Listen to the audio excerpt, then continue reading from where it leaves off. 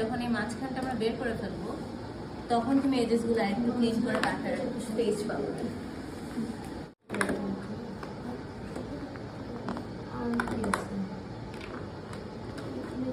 একটু দূরে তুলে রাখাই ক্যারেক্টার।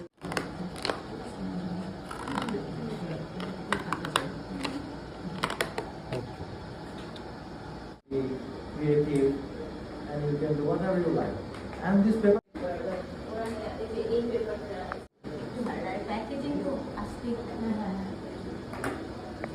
খুব মজার বিষয় বাংলাদেশে আমি প্রথম আর্ট কলেজে বিভিন্ন গ্রামের পেপার হয়, কোয়ালিটি হয় ক্রাফট করার সময় ক্রাফটের ক্লাসে।